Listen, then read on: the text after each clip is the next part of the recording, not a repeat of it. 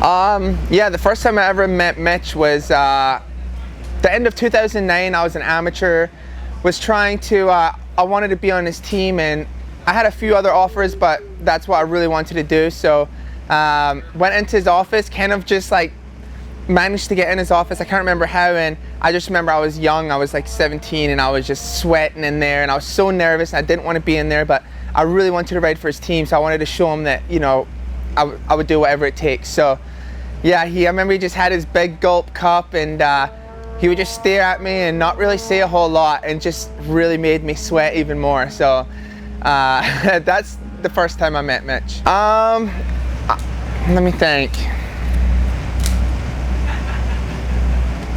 I can't really remember like a certain prank or anything, but I just remember we always had such a great time, and he was kind of always like, the way he would talk to me would be like more in a dad figure. Like he would swear and tell me to pull my fucking head out my ass, and something like my dad would say, and he would just get pissed at you. But it was like kind of how I grew up. So I don't know, I think that's how we have such a good relationship still, is just, you know, we really get along well. And yeah, I remember just one thing Mitch always told me was just to always be straight up with him, because I don't know, he's always seems to got eyes everywhere. So, you know, I may have got caught for a few things that I was telling some little white lies about. So just tell him the truth, and I think that's the best thing.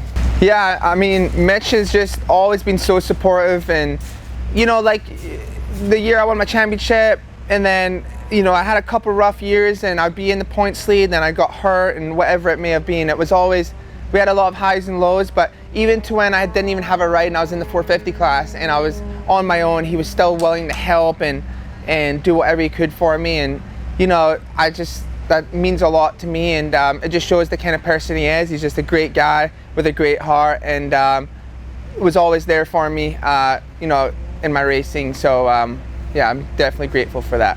Yeah, Mitch's impact in the sport is huge. I mean, obviously he's got all these championships, and he's accomplished a lot, been in the sport for a long time as well. But you know, I think that's just from the dedication and the willingness to win. You know, I remember when I, you know, used to ride for him, and the testing days we did was the things that we would test like all day, maybe in the smallest things to the biggest things. It was just, we're doing whatever we could to make the bike better, to make the rider better, to get the best results we could, and obviously that was always winning. So ever since I was a kid, I wanted to be on PC, and you know, I'd watch Townley, Filippo, that whole era, Metcalf, Stroop, like they were all on the team, and I was like, I want to be on that team. And I'll always remember PC, like there was this picture, and all four of them were going off a jump at Freestone, and it was like Filippo, Townley, Metcalf, and I think Stroop.